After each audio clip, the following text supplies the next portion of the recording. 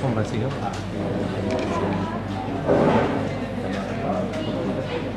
گشتی وا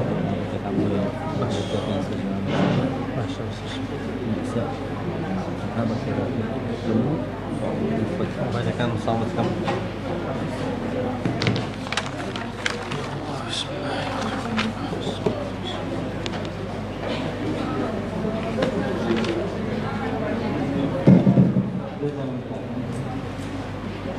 بەناوی گەرمیان ئینستیتوتی ژیارەوە زۆر بەخێراتنی برای بەڕێزمان کاکی کە بەختیارەکەین بەختیار نەژمەتی کە جەنابیان یەکێکە لە ئەندامانی ئەنجومەنی گشتی ئینستیتوتی ژیار و جەنابیان بە سلێمان بە تەشریفانەوە بۆی بابەتی پێشکەشیەوە بکەن بەهیوان ئینشاءالله بێتە مایەکە ڕووخۆشی و سوودیان بەدەرەوە بەڕێگان بکەن. بسم الله والحمد لله والصلاة والسلام على رسول الله وعلى آله وصحبه ومن والاه. بەڕێزان سڵاوی خۆی گەورەتان لەوێت. من ناوم بەختیار نەجمەدینە، مامۆستام لە زانکۆی سلێمانی کۆلێژی زانستی ئیسلامیەکان، دکتۆرام هەیە لە ئوسوڵی فقهی ئیسلامی. خۆشحاڵم کە لەم چەند لەحظەکەمەدا لە خزمەت ئێوەی بەڕێز دابم بۆ ئەوەی کە ئینشاءالله بتوانین بە هەردوو لا موناقەشەیەک گفتوگۆی بکەین لەسەر بابەتێکی گرنگ و حەیوی کە ئەمڕۆ ئێمەی موسڵمان پێویستمان پێیەتی. بەڕێزان وەکو لە عنوانەکەدا بینیم، عنوانی ئەم خێوەتگەی ئێوە وا ئومێدەکرێ ئینشاءالله کە بەڕێستان ببنە بانگخواست لە داهاتوودا. معنووی بەڕێستانە کە بانگخواست بریتە لە واریسی حەقیقی پێغەمبەران عەلەیهیم السەلام. بانگخوازان بریتین لە میلادگری حەقیقی پێغەمبەران عەلەیهیم السەڵات وەسسەلام. و حتمما معنووی بەڕێستانە کە هیچ کارێک پیرۆزتر و جوانتر و باشتر نییە لە کاری ئەو کەسەی کەوا بانگهێشتی خەڵک ئەکا بۆ ئاینی پیرۆزی ئیسلام و بۆ ئەو پەیامەی کە خوای پەروەردگار نردوێتی. خوای پەروەردگار ئەفەرمێ ومن أحسن قولا ممن دعا إلى الله وعمل صالحا ومن أحسن قولا ممن دعا إلى الله. چێ لەو کەسە باشترە، باشگۆترە، ئاخاوتنەکان و کردار و گفتاری باشترە کە بانگهێشتی خەڵک ئەکا بۆ ئاینەکەی خوای پەروەردگار. معنووی بەڕێستانە بەڕێزان کە کاتێک بانگخواست واریسی پێغەمبەر بێت صلی الله عليه وسلم، نەکرد پێغەمبەری خۆمان، هەموو پێغەمبەران عەلەیهیم السەلام، کەواتە ئەبێت متصف بێ بە ئەخلاقی پێغەمبەران عەلەیهیم السەلام. لانیکەم لە ڕێگای داعوەکەیدا چۆن داعوە بکات، چۆن خەڵک بانگهێشت کات. بە قەناعەتی من یەکێک لە گەورەترین گرفتەکانی کە ئەمڕۆ تووشی بانگخوازان بۆ لەسەر ئاسی عالەمی ئیسلامی و زانایانیش بەگشتی زانایانی موسڵمان بریتە لە پەرتەوازەییان، ڕێزنەگرتن لە ئاڕا و بۆچوونەکانی یەکتر. ئەم بابەتی ئێمە کە بریتە لە ئەدەب الاختلاف یاخود مراعات الاختلاف، گرنگەکەی لەوەدا خۆی دەبینێتەوە کە وەکو عەرزم کردن ئێمە ئومێدەوارین کە ئینشاءالله ئەوێ بوون بە بانگخواست. بانگخوازیش زۆر پێویستی بەوە هەیە کە بزانێت زانایان بۆ لە ناوخۆیاندا ڕاجیاییان هەبووە و ئەگەر ڕاجیایی هەبوو چۆن تەعامل بکەین لەگەڵیاندا. ئازیزان، معنووی بەڕێستانە کە اختلاف، ڕاجیایی، جیاوازی لە ذاتی خۆیدا شتێکی مەذموم نییە، لەبەرەوەی سنەتی خوای پەروەردگارە لە کەوندا، لە بووندا، لە بوونەوەردا. ناکرێت هەرگیز تۆ دوو مرۆڤ ببینی وەکو یەک بیرکەنەوە مەگەر ئیستینساخی یەکتر بن، کە ئیستینساخیش هەتا ئێستا سەرکەوتوو نەبووە مرۆڤێک ئیستینساخ بکرێت و هاوشەوەی خۆی لێ دەپشێتەوە بێتە کەسێکی ئاسایی. بۆیە مستەحیلە تۆ دوو کەس ببینی وەکو یەک بیرکەنەوە. کەواتە قسەکەی ئێمە لەسەر ئەوە نییە چۆن اختلاف بنبڕ بکەین، چونکە اختلاف هەر دەبێت و هەر هەبووە.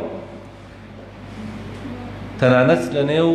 بەڕێزترین مرۆڤەکاندا کە پێغەمبەران عەلەیهیم السەلام اختلاف و ڕاجیایی هەبووە لەو شتانەی کە قابلی بیرکردنەوەی جیاوازە. خوای گەورە لە قورئانی پیرۆزدا بە ئێمە ئەفەرمێ وداود وسليمان إذ يحكمان في الحرث إذ نفشت فيه غنم القوم وكنا لحكمهم شاهدين ففهمناها سليمان. خوای پەروەردگار بۆ ئێمەی باس دەکات کە کاتێک داود و سلەیمان عەلەیهیمە السەلام حکمیان کرد لە مەوزوعێکدا، سلەیمان عەلەیهی السەلام ڕەئیەکەی سەوابتر بوو، جوانتر بوو لەو مەسئلەدا. بەڵام خوای گەورە ئەفەرمێ وەکوڵەن ئاتەینا حوکمە وعیلما. خوای پەروەردگار نەفی عیلم ناکات لە هیچ کامێکیان، لكاتك كلام حكم دياري كراودا سليمان عليه السلام رأيكي أو لا تربو رأيكي باش تربو بلام خواهي قولان نفي علم ناكا لهيج كاميشان إما أكيد لم دو آية لم آية دو درز والبقين يكم يعني كبيغمران عليهم السلام كمعصوما قناه ناكن تاوان ناكن لو مسألاني كوا قابل راجعية أكيد رأيان جواز به دوهم أوي كوا هر كس يشتكي نبيكا مستحق أوليته سرزنشتي كيتو بجاهل ناوزلي بكيت چونك ليرة دافاي بالوردقار أما جبه ودكا كسليمان عليه السلام بيكاي بلا أفرميه كلنا آتينا حكما وعلما تنانت دا غير عالم إنس لأنه فريشتكان دا كأوانج معصوما خوا أفرميه لا يعصون الله ما أمرهم ويفعلون ما يؤمرون لقال أوج دا كمعصوما أوانش راجعيا هبوا لصحيح دا هات وكاتي أو بياويك نودونو كسي كشتو دوائي برسيالي كروتي آيات وارم توبة بكم وتي أمروب برسيال لفلان زاهدك لفلان شوان أو بيد الله آية لروي شرع وأتواني توبة بكيانا كتشو برسيالي لو كرت دیارە وتی تۆ بۆت نییە تۆ بە بکەی بیشکی خوالت خۆش نابێت چونکە 99 کەست کوشتووە ئەویشی کوشت لە ڕێگا بەردەوام بوو لە ڕۆشتن بگا بە کەسێکی دیکە پرسیاری لێ بکە ئایا بۆی هەیە تۆ بە بکایان نا لە ڕێگا وەفاتی کرد دواتر ئەو مەلائیکانەی کە ئەو فریشتانی کە بەرپرسی بردننی ڕۆحەکانن بۆ بەهەشت لەگەڵ ئەوانی کە بەرپرسی بردننی ڕۆحەکانن بۆ جەهەنەم اختلافیان هەبوو بەرەو بەهەشتی بەرینە بەرەو جەهەنەم قسەکە ئیشی من نیە لێرە باسی دەکەم تەنها محەڵی شاهیدەکە ئەوەیە کە فریشتەکانیش اختلافیان هەبوو لە صحیحدا پێغەمبەر صلی الله عليه وسلم بۆ ئێمەی بەیان کردووە لە دوای ئەوانیش لە دوای پێغەمبەران عەلەیهیم السلام لە دوای فریشتەکان گەورەترین و بەڕێزترینی ئەم ئوممەتە کە جیلی سەحابە بوون ڕەزای خۆیان لەبێ اختلافیان هەبوو هەر لە صحیحی بوخاری و مسلمدا لە چەندین شوێندا بۆمان دەگەڕنەوە کە هاوڵانی پێغەمبەر ڕزای خوا لەمان بێ صلی الله عليه وسلم و پێغەمبەریش لە چەندین شوێندا کە لە خزمەت پێغەمبەرانە بوون عليه الصلاة والسلام لە دەرەوەی مەجلیسی ئەو بوون لەسەر بابەتی قابلی اجتهاد اختلافیان هەبووە کەواتە قسەکەی من لەسەر ئەوەیە ئێستا کاتی خۆمان بۆ تەرخان نەکەین کە اختلاف چۆن بنبڕ بکەین اختلاف هەر دەمێنێت بەڵام کە اختلاف هەیە چۆن تەعاملی لەگەڵدا بکەین بۆچی اختلاف هەر دەمێنێ بەڕێزان لەبەر ئەوەی طەبیعەتی مرۆڤەکان وایە تێگەیشتنیان جیاوازە طەبیعەتی دەقە شەرعیەکانی وایە خوێندنەوەی جیاواز هەڵئەگرێت ئێمە مرۆڤین تەعامل دەکەین لەگەڵ دەقی شەرعیە دەقی شەرعیش طەبیعەتی وایە ڕاجایی هەڵدەگرێت کەواتە کە ڕاجایی هەڵبگرێ یعنی ئۆتۆماتیکیەن دەکرێت 2 بۆ چوون 3 بۆ چوون 4 بۆ چوون دروست بێت کە بۆ چوونەکانیش دروست بوو ناکرێ هەر کەسێک بڵێ تەنها بۆ چوونی من حەقە ئەوە عینی هەڵەیە عینی بدعەیە هەر کەسێک پێی وابێت تەنها بۆ چوونی ئەو سەوابە و بۆ چوونی بەرامبەرەکان هەمووی هەڵەیە کەواتە کاتێک اختلاف هەر دەبێ هەبێت و هەر هەش بووە ئێمە چی بکەین ئەبێ ئێمە هەوڵ بین اختلاف لە چوارچێوەی خۆیدا بێڵینەوە نێڵین سەر بکێشێ بۆ تەفرەقە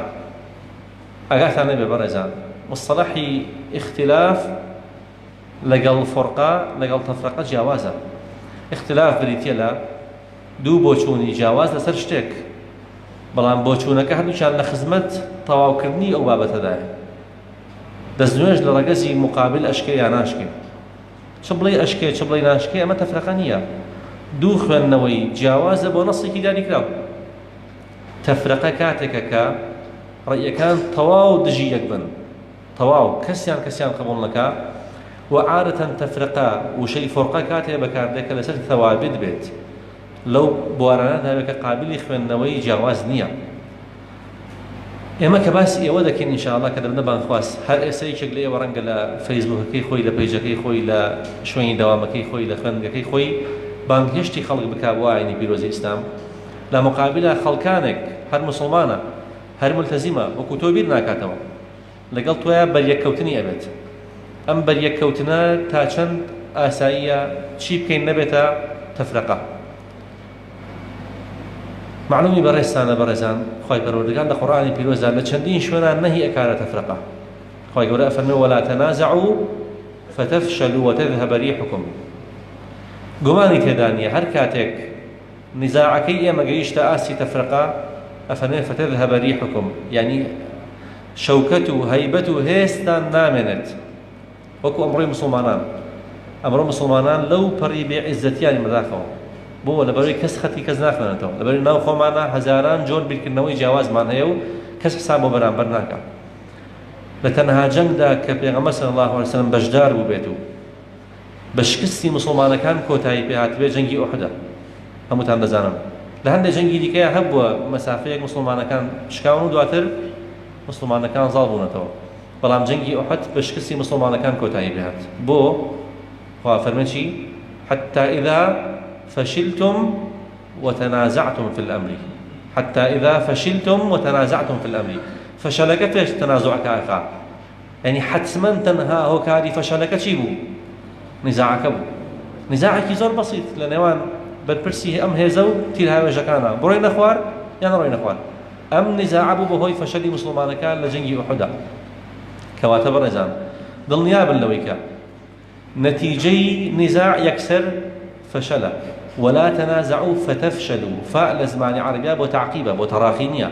يعني يكسر بدو خويدا شيء هنا فشل هنا اقل الاسلام يجدور كبينه ولا تاريخ الاسلام دور كبينه سيري تاريخي ملتاني دي كبكه امبراطوريتي زور زبلاح هبوا هيزي زور جوله هبوا كاتك لصلاة دارك مردوها كركاني نوكاني لسر لصلاة شريان بو يكسر مش من كان هرشيان كلو ام نظام رخاوه تكشكاو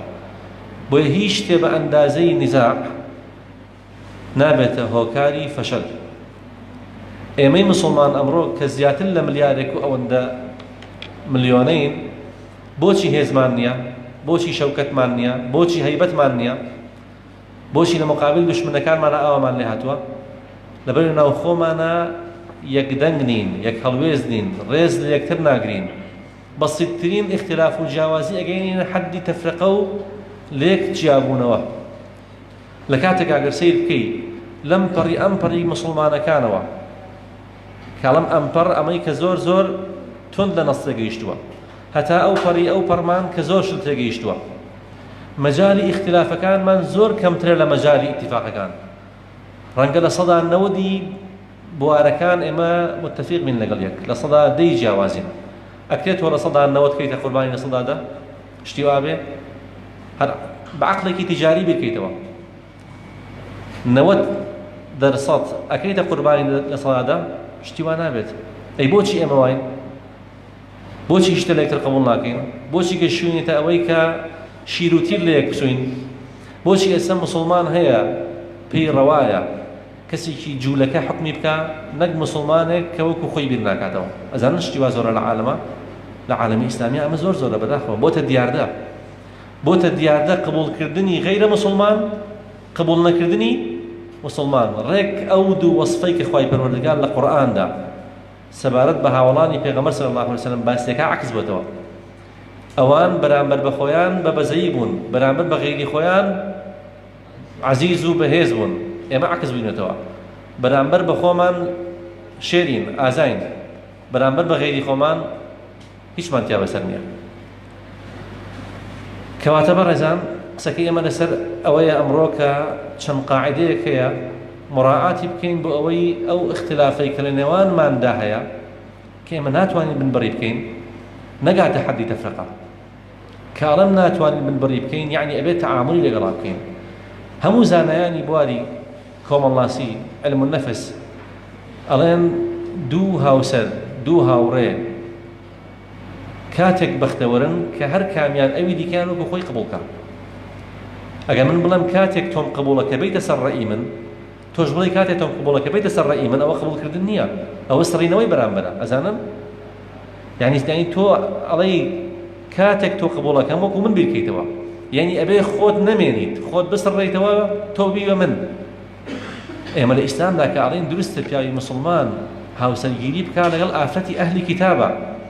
یعنی ئەگەر لەسەر دینەکەیشی مایەوە ئەگەر ئیمانی هەنا فەبیها وەنیعمە بەڵام ئەگەر ئیمانیشی نەهێنا ئەگەر لەسەر دینەکەی خۆیشی مایەوە تۆ ئەو وەکو خۆی قبوڵە بۆیە بەڕێزان خاڵ یەکەم کە گرنگە ئێمە مراعاتی بکەین لە اختلافدا ئەوەیە کە حوسنی ظەنمان بە بەرامبەر هەبێت گومانی باشمان بە بەرامبەر هەبێت تەسەوورەکان هیچێک لە گەورەترین کارەساتەکانی ئەمڕۆی ئێمە ئەوەیەکە کەس گومانی باش بە کەس نابێت. یعنی سبحان الله ومان لێ هاتووە کاتێ بەرامبەرەکەمان هەڵوێستەیەکە قسەیە ئەکات فعلێ ئەکات هەڵەیە ئەکات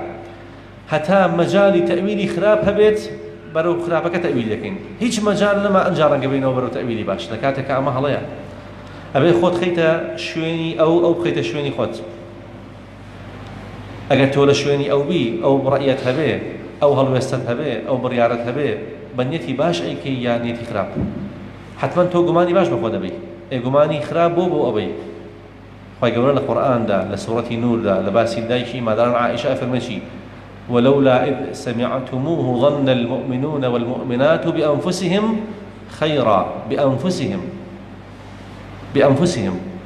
دەبوو کاتێک ئیمانداران ئەوە هەواڵەیان بیست گومانی باشیان بە خۆیان بەبردایە بۆ فەرمێ بە خۆیان چونکە تۆ لە شوێنی ئەو بی ئەوە ئەکەیت ناکەیت ئێکەواتە بۆ گومانی خراپ بەوە بیت تۆ سیرەکەی زانایەکی گەورەی ئومەتە ڕەئیەکی هەیە ڕەئیەکە وای دابنێ لەگەڵ ڕەئی تۆیان ناگونجێ لەگەڵ ڕەئی زانایانی پێشین داگریمان ناگونجێ لەگەڵ عەقڵ و بیرکردنەوەی تۆیان ناگونجێ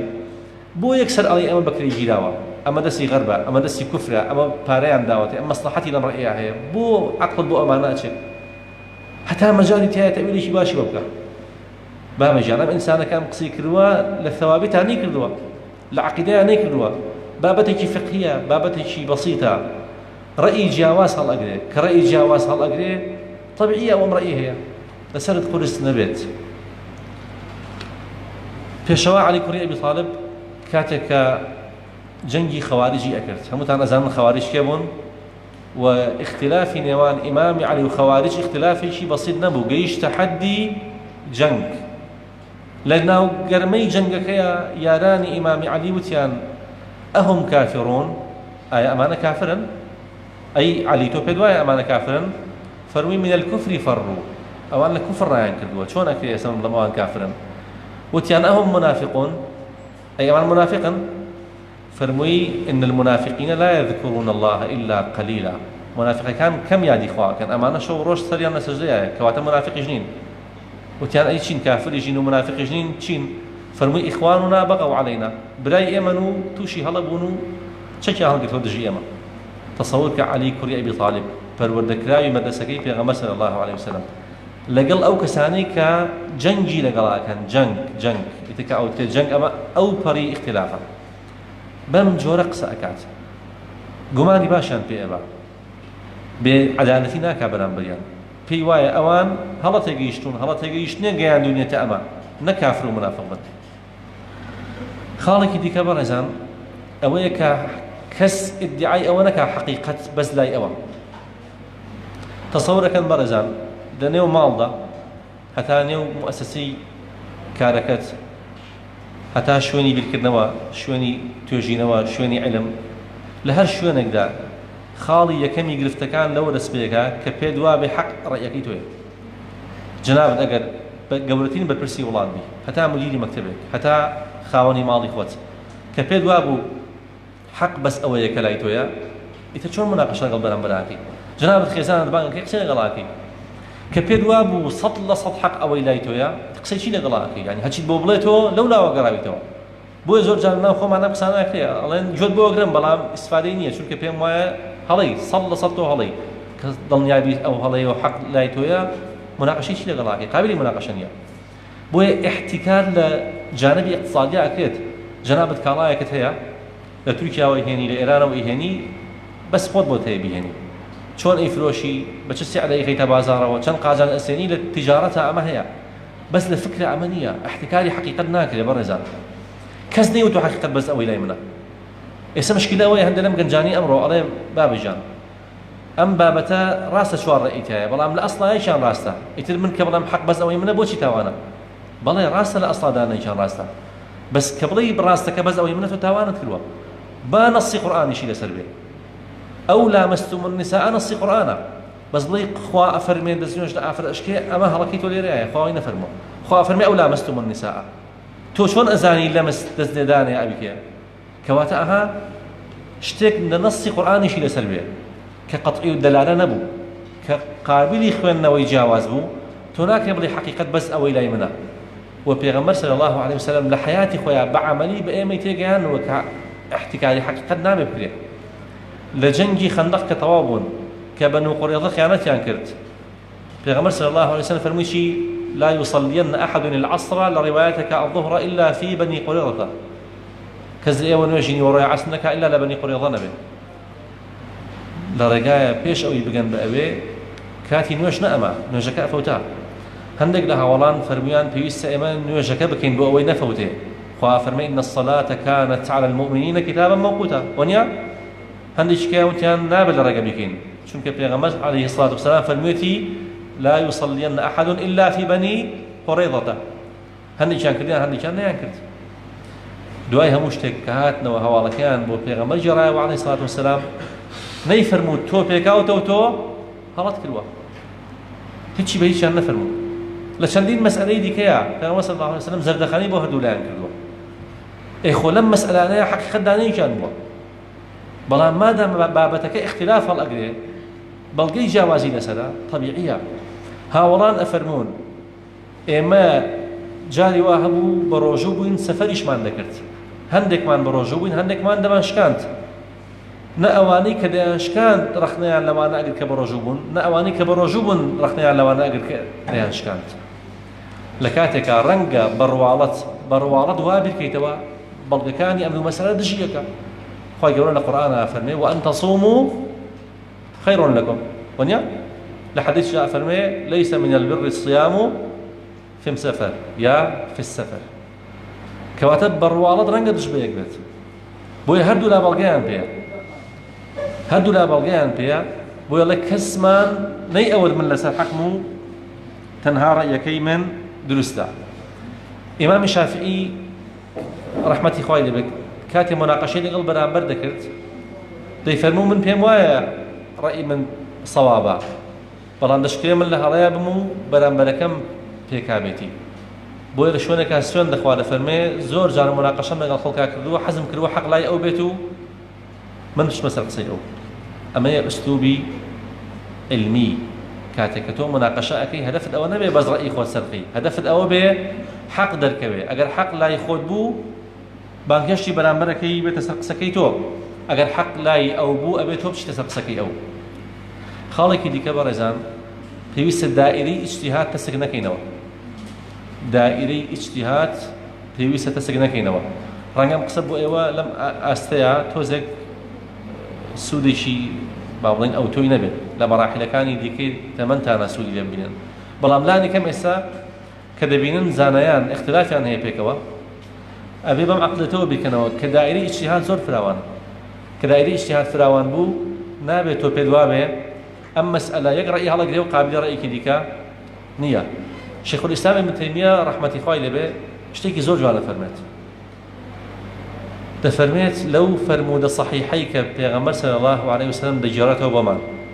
تفرميت بياوي كبو لتمني خوي دات هواني زور كردبو لسر مرقا وصيتي كرب أولادكاني وتي كاتي كمردام بمسوتين نخولكم دمي دريا بدن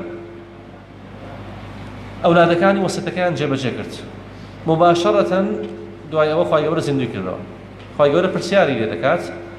بوشي أم وصيتت كرت هذا والله خواهي جان بعقلي خوم باجتهادي خوم بيمو أبو أجر من بسوتيمو بما خولو دم دريا دريم تناتواني زندوم كيتو چونکە ئەگەر زیندوم بکەیتەوە سزایەکم ئەدەی کە پێش من کەسم وا سزا نەیدابێت ئەوە تاوانبارم بۆیە بە عەقڵی خۆم پێم وا بووە بەم خوتوەیە لە تۆ ڕزگارم ئەبێ لە فەرموودەکەدا پێغەمبەر صلی الله علیه وسلم لە فەرمووی خوای گەورە لی خۆشە بێ ئەفەرمێ مادام نیەتت ئەوە بووە تێگەیشتنت ئەوەندە بووە ئەوە من لێت خۆش بووم ابن تەیمیە ئەفەرمێ کەسێک ئیجتیهاد کات لە ثابتێکی ئاوادا کە مەجالی ئیختلافێکیان نییە کە تۆ ناتوانی وا بکەیتەوە لە سەڵاتی خوا ڕزگارت دەبێت بەڵام ئەم پیا وا بینی کردەوە دەڵێ کەسێک کە ئیجتیهادەکەی ئەم هەڵە گەورەش بوو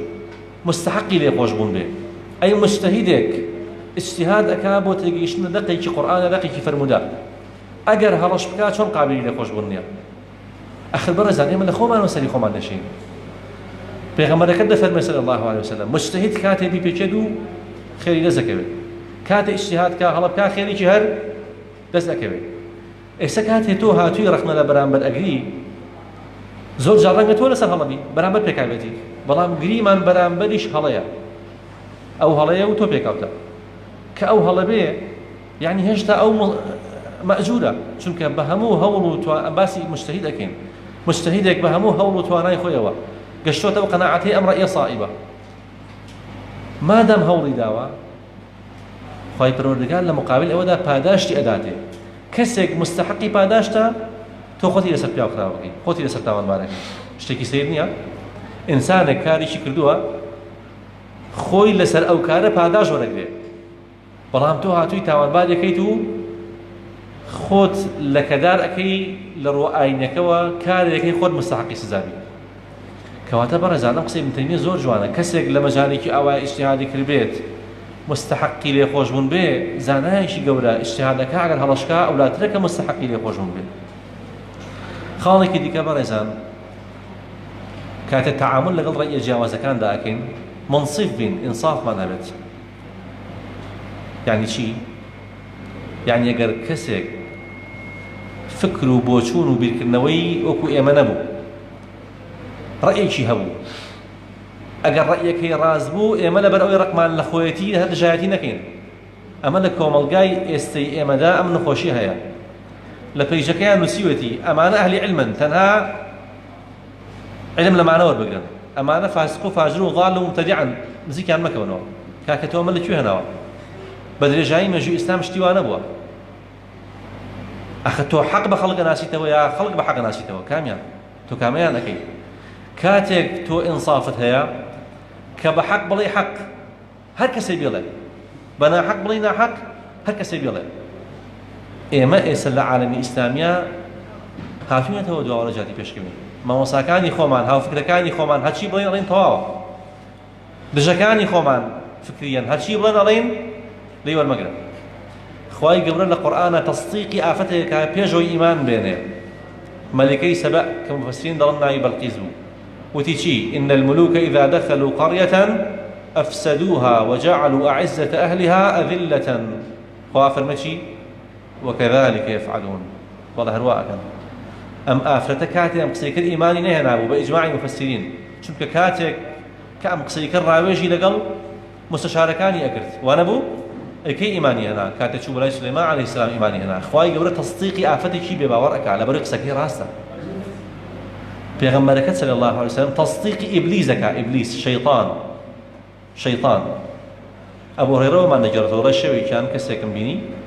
لە شڵی ئینسانێکا بوو ئاماژگاری کردم وتی پێت بڵێم شتێک بخوێنی خێرەکەی چییە و چییە حەدیسەکەتان بیستووە ئەوە ئێستا ئیشی ئێمە نییە فێری ئایەتە کورسی کرد ئایەتە کورسی ئەجرەکەی چۆنە و چۆن نییە پاشان کە ئەبو هورەیرە ڕەزای خوای لێبێ ئەم قسەی بۆ پێغەمبەر جێڕایەوە عەلەیهی السڵاتو وەسەلام فەرمووی چی پێی فەرمووی صەدەقەکە وەهوە کەذوب ئەو قسەی کە پێوتی ڕاستە هەرچەند خۆشی درۆزنە کاکە تۆ بۆ منهەجەت نییە فڵان عالم بارق لێی بێت با هاو ئاواز و هاو فکری تۆ نەبێ بڵێ لەم ڕەئیانەیە پێکاوێتی ئەمە حەقیقەتە بەمە جوان ئەبی بەمە گەورە ئەبی کە بڵێ ئەم قسانە ڕاستە خاوەنەکەی هەر کەسەکە كيف خويتي خواي قورا أفرمي يا أيها الذين آمنوا كونوا قوامين بالقسط شهداء لله ولو على أنفسكم أو الوالدين والأقربين شایەتی حەق بدەن حەق بڵێن ئەگەر حەقەکە دژی خۆیشتان بێ دژی باوکو دایکیشتان بێ دژی کەسان نزیکەکانیشتان بێ کەسی نزیک هەموو ئەگرێتەوە لە حیزبەکەتایە هاوفکرتە هاو ئاوازتە خۆشت ئەوێ مامۆستاتە قوتابیتە هەر کەسێکەیە چی حەق بوو ئەوە بڵێ ئێوەزانن لە قورئانی پیرۆزدا خوای گەورە لەسەر بناء بۆ تەفسیری مفەسرین پشتبەت بە سەبەب نزولێک ئەم ئاەتەی خوای گەورە ئەفەرمێ ولا تكن للخائنين خصيما دەڵێن ئەم ئاەتە کاتێدا بەزیکە مسڵمانێک دزیکی کردبوو دزیەکەی دایە پاڵ کەسێکی یەهودی وتی فڵان کەسی یەهودی ئەم دزی کردووە بەڵگە ظاهریەکانیش لە مەسلحەتی کابرای مسلمان بوو بەڵگە ظاهریەکان ئەثەری دزیەکە بەرەو ماڵی کابرای جوولەکە ڕۆشت بوو معلومی جەنابتانە پێغەمبەر عەلەیهی السڵاتو وەسەلام بە حوکمی ئەوەی کە علمی غەیبی نەزانیوە دوو تەرەفی نیزاع کێیان بەڵگەی بەقووەت بوو بێ بەلای ئەوە شکاندوێتەوە چونکە قەزاوەت هەروایە بە پێی بەڵگەتەوە حوکمە دەیت حوکمیدا بە تاوانبارکردنی کابرای یەهودی چونکە بەڵگەکان وا بوو خوای گەورە لعرشوا لسر كابراي يهودية تجواب لسر كابراي يهودية فرمي ولا تكن للخائنين خصيما دفاع لإنسان خائن مكا كما بس في مسلمانك يا چونك أو مسلمان لبيا خيانتك ورازناك برايان خوش كان أجر إمام مسلمان أو قرآن أو سنة منهج قرآن والسنة وايا تو علاقة شيء أم قصي شيء قصيا أجر حق بو وري بقرأي هر كسبه أجر نا حق بو وري مقرأي هر كسبه أجر أوابر كينو تصور كان موضع اختلاف زور كمان بيتوا أزاني بو وكسرتها وتمهند الشط رنج راسه وخو علاقي به ونبه بزنا راسه وخو علاقيه بو لبروي جنابة فكري كي ياري كراوته سربلايان شي وابي دكيتو كاتل لفيسبوك لسوشيال ميديا لشوي أبيني مع مساكات بربرسكات شيكات شي وتوي أكثر شيء لكي بلا دكيتوا بو شو كبهمو هزي خود حزك الدفاع عن قصك أو كيت توناجا إن سر حق ياننا خو بين فيلمي فيسبوك شيا رجعنا شيء أبو شيء نبي دوي حفتة درك وانا بو أما وايو أو وانيو أما هموي أجرته بويك عدل وإنصاف مانية لبريادنا عدل وإنصاف مانية خمان ناقرين بوي كبزاني حقت كما يو ببيع حق البرياد دي خالك دي كبرزان كاتك تعاملك لقى الاختلافة يعني رأيك جاواز هي لقى الرأي جنابته أو جنابه يكبر ناكنا كواتا جناب النقدي فكرك أي أوكيت ونيا كسر رأي شيء هي بيشواني رأي جنابت جنابش هلا سي لسرق سكي أو قساكي ردت هي بقسكي أو أبي لما مسألة دادوش تجابكين وبرزان راس كرنوي هلا جواز لقل بريندار كرني خاوني قسكا خاوني هلاكا تكايا خيالتان لايبت راس كرنوي هلا جواز لقل بريندار كرني خاوني هلاكا يعني كسي هلا يكردوا قيتشك جناب اللاستكاي بو خلشي رون كيتوا او هلا روني كنوا بلان ببي اوي باسي خاوني هلاكا بكيت باسي تايبل من دكاني او بكيت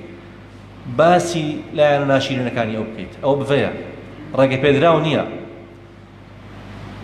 كألين با اختلاف نقعد تفرقا لنا وقعد تفرقا دو لاين دو طرف دو زانا دو كس كرد يكتر اينوا بو ناوستي بلاي برايمن ما وصاي برازم لما مسألة دا تونت بكاوا بم بلقيا وبلقيا بو ناوستي اما تايرة شرعية بس الله خلشي نشون او مكون او هر او كسيك فلان اشي كر فلان كاري خرابي كر فلان شي ناشريني كر فلان يقلا يحيى سر بركاته وبلا بكاته لشو يمتنا طواوي قرآن والسنة بقرأ طواوي قرآن والسنة وعملي صحابة شي لقرابت رزاق خوان لبن يقبل جنبو بينا يك دواننا ريقا بدا بوي كتو امكار بكيت اشتوانيا برزان لزمان الصحابة كان رزاق خوان لبن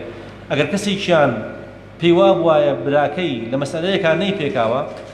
كاتب باسي اكر بو ياراني دي كتشون باسي اكر ديوت فلان صحابة لمن عالم ترى لمن متقي ترى لمن لبيشتري هجرتي كروا لمن زيادة بجداري جهادي كروا او ترى او هم صفة باشكاني اوت والله من رحمتي خوالي لبي لما مسألة ني بيكاوا اما منهج الصحابة ورزاق اخوان لبي عبد الله كوري عباس لقال زيدي كوري ثابت لمسألة شي فرائضها مناقشان ابد مسألة فرائض مناقشة كان زود تندبت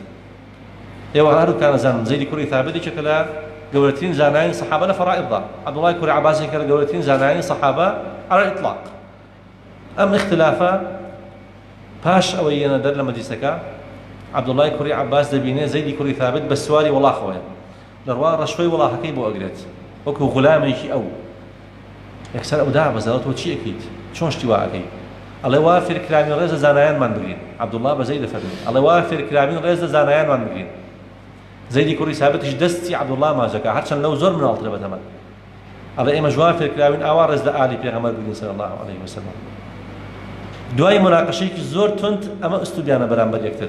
اي تولي شو هنا كاتي رخنا لبرامبر كذا قريب لي دايكي شوابو باوكي شوابو براكاني شوايه وحزبكي شي هروايه وفككي شي هروايه كاك بوغي تقبلا هلا يشي كرو بلا ام رايا لقال ام نصانيا ناقنج بوشي خوي لك دارقي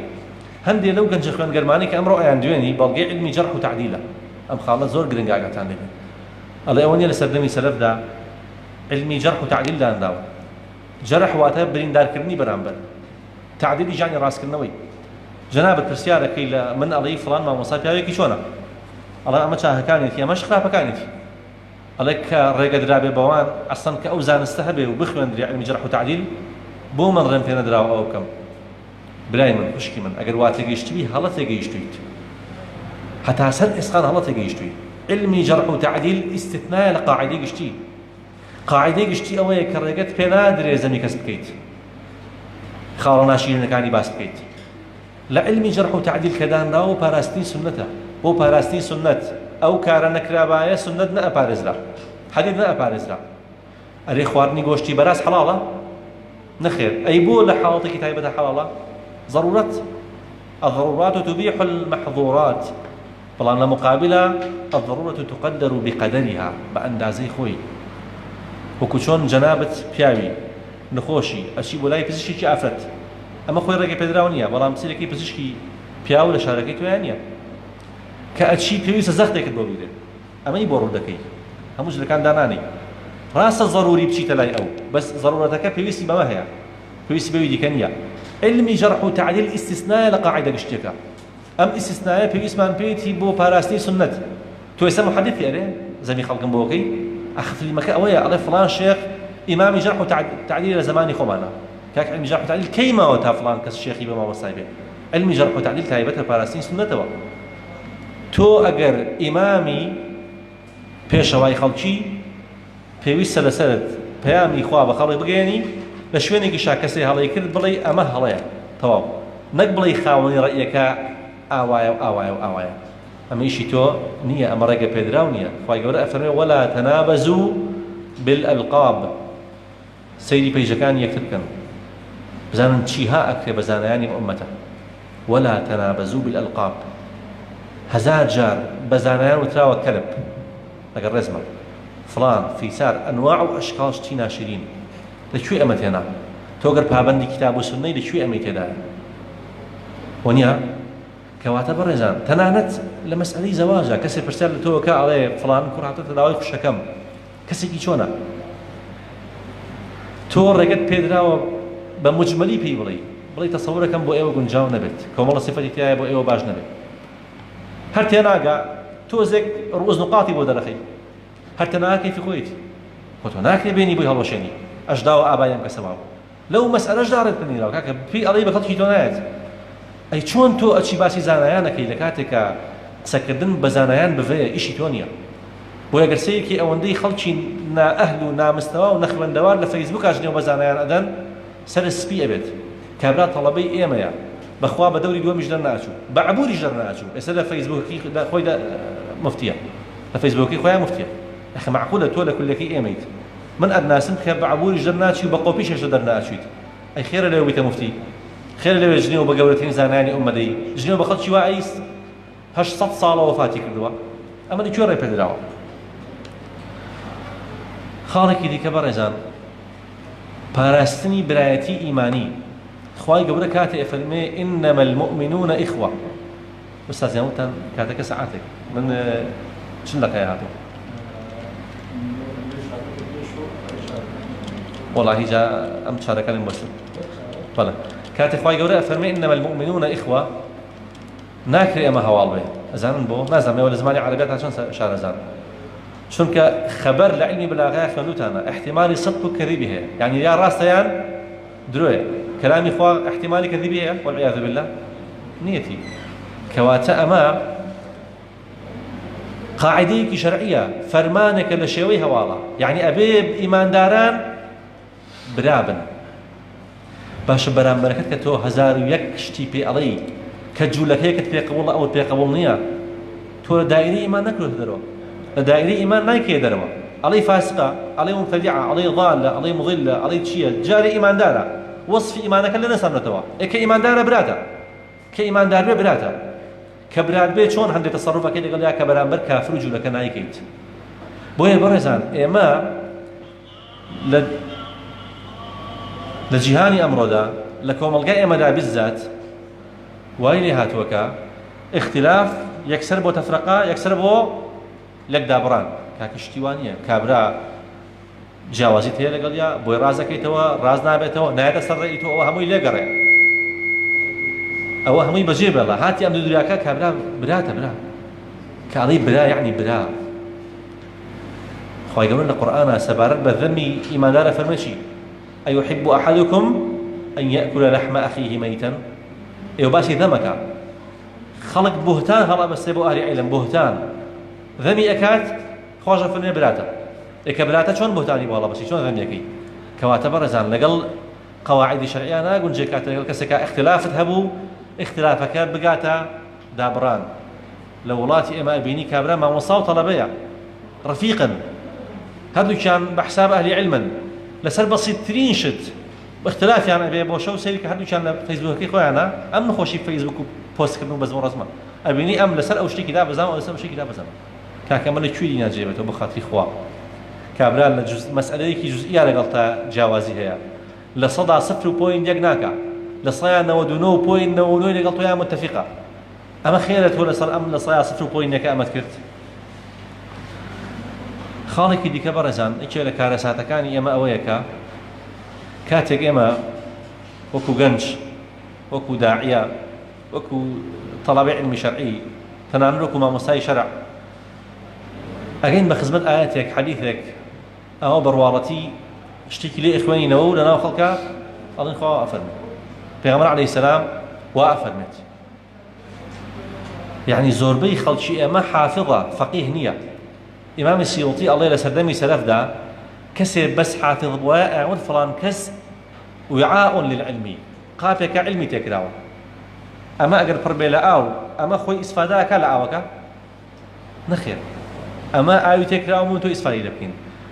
من بمن شي جنابة همو قرآن وهمو صحاح وسنن لبرا أجر تينا جيت أجر عملي بينكي نارم لبركنها كاري خرابة زور بيروزا بلام لبركنك بيروستر تيجيشتنو عمل بيكردنيتي كاك ناكري هر نصك اللي بركدو بيجيشي بلي قال الله تعالى قال الرسول اشتوا كارساته بفيا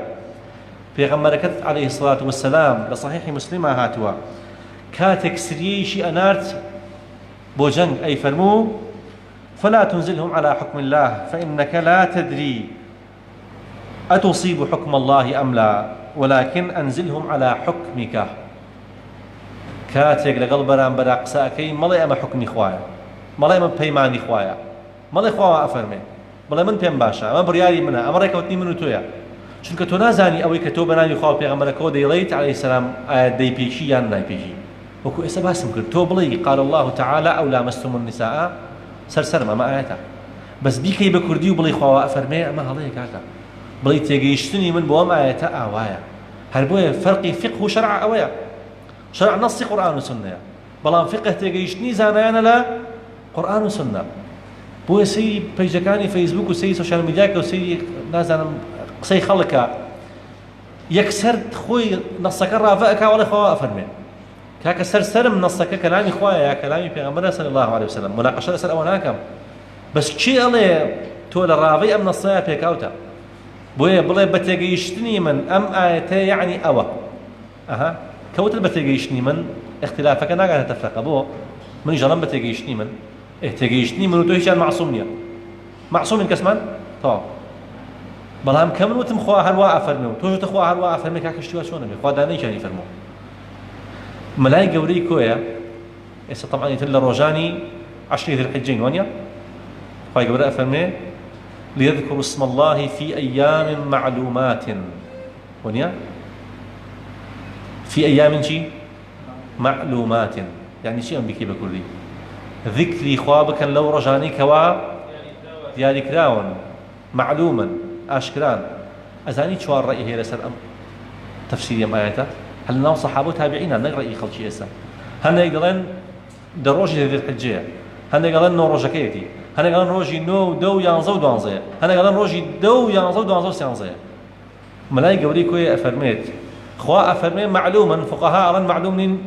شو كان معلوم يقرأ يانا شو رأينا أبو لسري الله كاتب فقهاء لتفسيري وشيء معلوم اختلاف يان هبه أي شو نشتكي اختلاف يان نابه بويا قد باستقراء دراسي كي فقه بكيت دبيني لصدى النودي اختلافه كشي تكفيرنا كله إمام شافعي طلبي مالك بوا لديان مسألة پێچەوانی ئەو فتوایدا و هەر مامۆستای بوو هەر تاجی سەریشی بووە ئیمامی ئەحمەد تەڵەبەی ئیمامی شافعی بووە خۆی مەذهبێکی سەر بەخۆی هەیە یان نا بەڵام تاجی سەریشی بۆ کوڕەکەی لێ پرسیڵە شافعی چۆن بوو؟ ئەڵێ کوڕمەوەکو خۆرا بۆ ژیان ژیان بێ خۆرە بێ شافعی ئاوا بووە لە کاتێکیش هاوڕێی ئەو نەبووە کە هاوڕێی ئەو وایە مەذهەبێکی جا ناکردەوە کەواتە بەڕێزان مەڵێ خواوە ئەفەرمێ بڵێ تێگەیشتنی مامۆساکەم وایە تێگەیشتنی مامۆساکەی تۆش وایە ئەکرێ ئەوەی ئەو پێکابێتی خاڵێکی دیکە بەڕێزان اختلاف يعني جیاوازی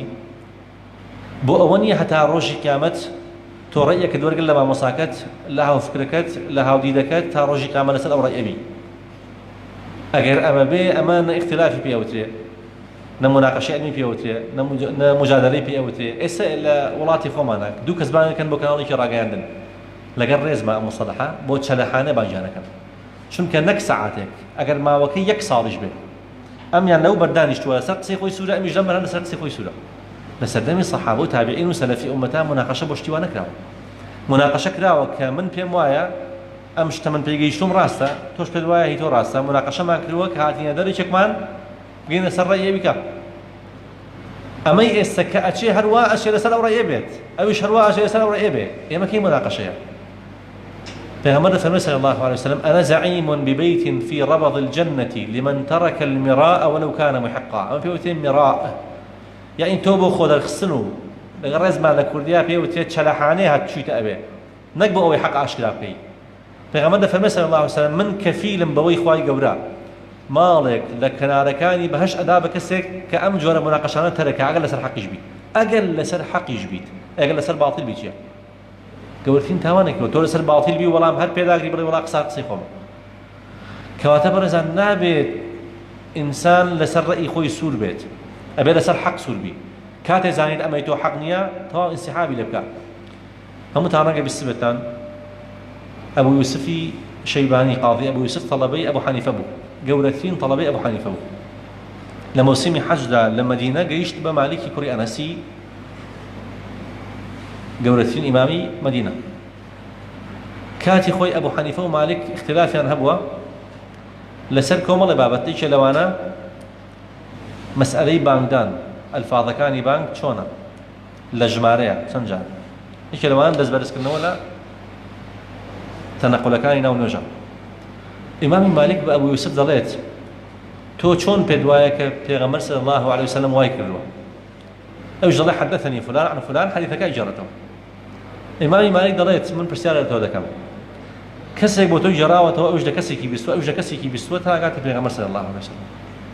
بەڵام من ئەڵێم 10,000 سەحابەی پێغەمبەر صلی الله عليه وسلم لەم مزگەوتەیە ئەوان وێژیان کرد و ئەوە بانگیانداوە بەدوای ئەوانیش زیاد لەو عەدەدا هەتا هاگاتە سەردەمی من ئەم بابەتە بە قەناعەتی تۆ 10,000 کەس 20,000 کەس 30,000 کەس بەو شێوازە تەقلیدی پێغەمبەریان کردووە صلی الله عليه وسلم هاتووە تا هاگا بە من ئەمە نزیکترە لە حەقەوەیە ئەوەی کە تۆ وەڵی لە فڵان کەسم بیست ئەبوو یوسف دەڵێ ئەشهەدو بالله ئەوەی تۆ لەسەر حەقترە ئەچێ لەسەر قسەکەی ئەو دەڵێ چی دەڵێ لەو بەقا صاحبی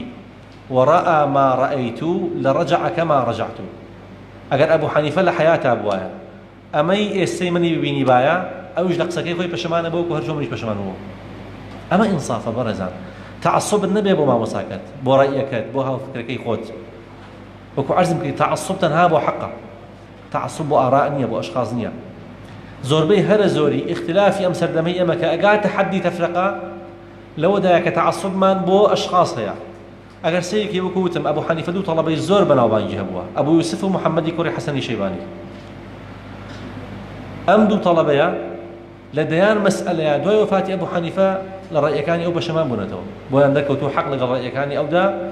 نییە کەواتە بۆ ئەوەی اختلاف نەگاتە حەدی لێک هەڵبەزینەوە نابێ بڵێ من و مامۆساکەم و خەڵکەکەی من و حیزبەکەی من و چێکەی من وا بیرەکەینەوە کەواتە منیش هەروە بیرەکەمەوە کۆتا خاڵ بەڕێزان هەچەند بابەت زۆر ماوە قەواعید کە باسی بکەین ئەوەیە کە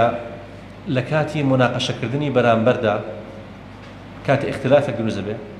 لەگەڵ بەرامبەردا مناقەشە ئەکەین بە نەرمونیانترین شێوە هەوڵدەین لەگەڵ یا بدوێین ئەزانن بەڕێزان قسەیەکی کوردی هەیە ئەڵێ بە قسەی خۆشمار لە کون دێتە دەرەوە باشە کاتێک کە تۆ پێداگیری ئەکەی لەسەر قسەی خۆت یعنی پێت وایە تۆ لەسەر حەقی واناکە باشە کە پێت وایە لەسەر حەقی واجبێکی دینیە خەڵک بانگهێشتی بۆ ئەو حەقە ئەمیش وایان نا وانە تۆ کەوتم یەکەم قسەکە دەستم پێ گوتم ئێوە ئینشاءڵڵا بنە داعیە یعنی دەبنە واریسی پێغەمبەران عەلەیهیمو السەلام خەڵک بانهێش دەکەن بۆ پەیامەکەی ئەوان باشە کە تۆ 100% گریمان کەوتم 100% هەر نابێت لە جزئیاتە باشە بەسەر چاو پێت وابێ لەسەر حەقیت پێش دوابێ پێویستەوە خەڵک بانگهێشتی بۆ ئەو حەقی خۆت بە کامێک لەم دوو ڕێگایە خەڵک لێت کەوە بێتەوە بەڕەقی و توندی یا بە نەرمونیانی بە نەرمونیانی ئەکەواتە کاتێک تۆ ڕەقی زیان لە پەیامەکەی خۆت ئەگەێنی نەک لەگەڵ بەرامبەر نەک لەگەڵ کەسێکی هاو دینی خۆت لەگەڵ کەسێکی ملحیدا ملحید مناقەشە بکە ئەگەر تون بوویت هەڵچوویت کێشارە مێزەکەیە مەجلیسەکە و بەجێ هێشت بەم دەست و بەو ڕێز عارەق سەری فریا ناکەوتی ئەو خەڵکی کە چاوی لێ وا هەست دەکاتەوە لەسەر حەق نی بەرامبەرەکەت لەسەر حەقە ئەم ئوسلوبەی تۆ سەرەردی دانە چی لە پەیامەکەی خۆت ئەگەر تۆ پێت وایە لەسەر حەقی نەرمونیان بە بۆی خەڵک لێت کۆ بێتەوە ئەمە قسەی من و تۆ نییە تەسەوور کە دەیجێڕنەوە دەڵێن کاتێ ئیمامی مالک لە سەردەمی هارون ڕەشیددا ڕۆژێکیان موناقەشەی لەگەڵ هارون ڕەشیددا کرد هارون ڕەشید بۆ چوونێکی هەبوو ئیمامی مالک پێی وابوو ئەم بۆ چوونە هەڵەیە کە پێی وابوو هەڵەیە دەڵێن بە توندی ڕەدی هارون ڕەشیدی دایەوە بە توندی ڕەدی دایەوە هارون ڕەشید لە جوای مالک وتیشی وتی على رسلك لسر خوبه لقد بعث الله من هو خير منك إلى من هو شر مني ومع ذلك قال ما بس شوف ما بس موسى وهارون عليهما السلام ومع ذلك قال لهما فقولا له قولا لينا وتي خواي قولا لتوبر يستري ناردوا بو قاندري بيامك خوي لتوبر يستري بس شوف موسى وهارون شيبون پیغمبر بن عليه السلام طبعا لما عليه برا استمر شو پیغمبر بن ولا يكسي كده انه كلامنا خلاف تربون ولا فرعون يقول انا ربكم الاعلى من مسلمان مو امير المؤمنين شم خواش نودوا لقل او شاخوا افهم بيانشي فقولا له قولا لينا بدل المنياني تعامل الغلاب كان خوي يقول پیغمبر فرمي عليه السلام ولو كنت فظا غليظ القلب لانفضوا من حولك اگر تندو درق بتال ديت خلق رانك لت بلا ابونو كزت كنا ابو بداخل وبرزان والله كارثات خلق بقاته وقناعتي بلا دو مسلمان شلونك ابيك وانا قمجا ازاني خليك ومان لذا خليك تفرقين مع مسلمان بوت الديار دا اري اما في اهل السنه والجماعه خليك بين اهل البدعه والتفرقه خليك ومان لذا كاك اجل اهل جماعه باوابت او كي جماعه لقى عايش اوايا دوهاي كروشين دروا ببين بفانصه بشر هل يكون دو رايك مع النبي بۆیە بەڕێزان ئەگەر بمانەوێت خزمەتکاریشی ئەم دینە بین ئەم دینە بەهۆی ئێمەوە سەر بکەوێت ئەبێ بزانین چۆن تەعامل لەگەڵ ئیختیلافە ئەکەین ئەچمەوە سەرەتای مەوزوعەکە ئیختیلاف ئێمە بنبەر ناکرێت چونکە هۆکاری مەوزوعی هەیە ناتوانین بنبەری بکەین پێغەمبەران عەلەیهیمو السەلام فریشتەکان سەحابەکان ڕەزای خۆیان لەبێ ئیختیلافیان هەبووە باسی ثەوابت ناکەم کابرا هەر لە خۆی بڵێ سوننە حوجە نییە قەیچێکە منیش ڕەئی خۆمە قیامەت دوایە زیندووبوونەوە نییە عەذابی قەبر نییە چەم شتانە نا باسی ثەوابت ناکەم ئەو شتانی قابلی ئیختیلافە بەڕێزان کە ئیختیلافی تێدا بوو ئەبێ بزانی چۆن تەعاملی لەگەڵا ئەکەی جاری وا هەیە ئیختیلافەکە ئەگەر بیژمێنێت زەرەرێکی ئەو تۆ نادا بەڵام ئێمە کە هەوڵ ئەین نەیهێڵین بەو هەوڵدانی کە ئەمانەوێت نەیهێڵین زەرەرێکی گەورە ئەدەین بۆچی لەبەر خاتری ئەوەی خەڵک پابەندی شتێ بکەین کە مستحەبە خۆمان تووشی حرامەکەین ئەزانی جاری وا هەیە لە مزگەوتەکانە لەگەڵ هاوڕێکانمانە سەری هین کابرا هەڵەیەک کات هەڵەکە بە پێوەری شەرع ڕبع کیلۆیەکە ئەمانەوێ نەیهێڕین پێی ڕاستکەینەوە بەڵام کەوەمان ڕاست نابێتەوە لەگەڵ یا ئەکەوینە مناقەشە مجادلە دەمە بەدەمە دەنگدابڕین تاوانی دەنگدابڕین مقابل بۆ ڕبع کیلۆیە 1000 کیلۆیە تێگەن لەو مقارنەیە تۆ لەبەرەوەی کابرا لەسەر هەڵەکەی نەهێڵیت نابێ بکەویتە تاوانەوە بەڕێزانە لە کابرایشی کاسب پرسە لەو بازارە بڵێ ئەچی بۆ وڵاتی چین تیجارەتەکەی 100 دەفتەر ئەخەیتە کەسابەتەوە بۆ ئەکەی ئەڵێ بۆ ئەوەی 150 پێیاکەم تۆ بڵێ معقولە 100 دەفتەر زەرەت کەیت و دەوەرەقە پێیا بکەی شتیا بە پێوەری اقتصادی قبولەکە تۆ لەبەرەوەی کابرا ئیشێکی مستحەب بکات چۆن خۆ دەخەیتە حرامەوە لصحيح بخاري دا هاتوا عبد الله كوري مسعود رضي خوي لبت لخدمة عثماني كوري عفانا لحج دابون موسم حج لعرفوا مزدلفة نزام أزارن يرنا بإجماع علماء قصر وجمع درسة شنك بيغمر عليه الصلاة والسلام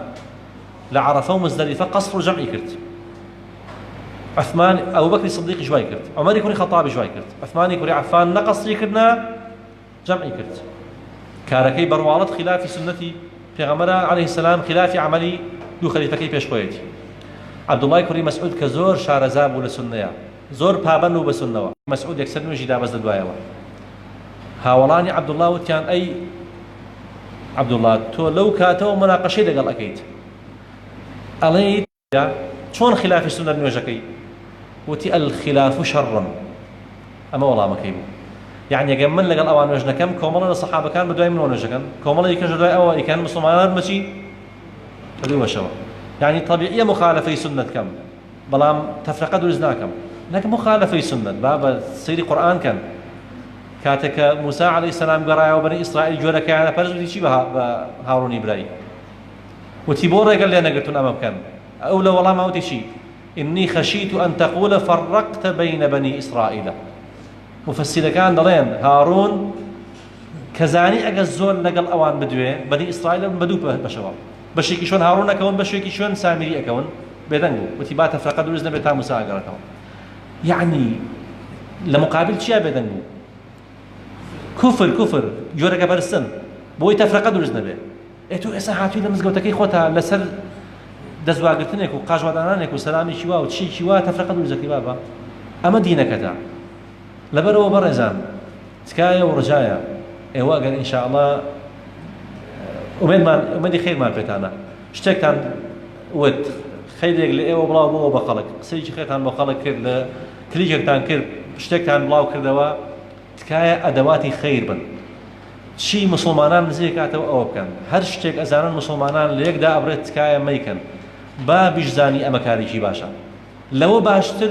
برایەتەکەیە هیچ شتێک لەم ڕۆژگاری ئێمەیان بەقەر برایەتی مهم نییە ئەگەر مسلمانان برایەتیان هەبوایە هەشتا وڵاتی ئیسلامی گیریان ناخوا بەرز ئیسرائیلەوە کە 5 ملیۆن کەسە وانە تەنها پاکستان بەتەنیا نەوەوی هەیە نەوەوی ئەوەتە چونکە هەر وڵاتە و لە ئاوازێکە خوێنێ کەس حساب بە مسلمانان ناکە فرمودەکەی پێغەمبەر صلی الله عليه وسلم لە آخر زمانە مسلمانان وایان لێ دێ وەک کەلاکی تۆپی و